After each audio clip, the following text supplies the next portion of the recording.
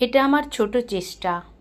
কিছু গরিব মানুষকে এই শীতে আমি কম্বল দান করব। আর কিছু টাকা, কারণ তারা একটু কমলা লেবু কিনে খাবে। শীতের সময় কমলা লেবুটা খুব ভালো খেতে লাগে, আমি তো জানি। তো আমি সেই জন্য কিছু দুস্থ মানুষকে এই কম্বল দান করব। তো আমি যেন এই মনোভাব নিয়ে সারা জীবন থাকতে পারি, এটাই তোমাদের কাছে আমি প্রার্থনা করি। তোমরা আমাকে এই আশীর্বাদ করো, আমি যেন সবাইকে দিতে পারি। পুজোর সময় বস্ত্র দান করেছি, সেটাও দেখেছো।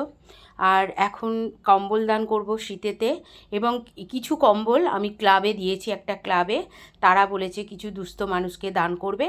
আর কিছু কম্বল নিজে হাতে আমি, আমার বাড়ির সামনে কিছু গরিব দুঃখী মানুষ আসবে, তাদেরকে আমি দান করব। তো কেমন হয়েছে বন্ধুরা বলবে আমার ছোট্ট চেষ্টা।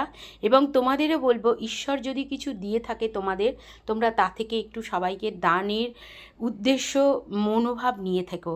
যে উদ্দেশ্যটা আমার মনে রয়েছে এবং আমার স্বামী আমাকে সাপোর্ট করে। তো তোমাদের সঙ্গে এই ভিডিওটা শেয়ার করলাম। সবাই দেখে বলো আমি ঠিক করেছি না ভুল করেছি।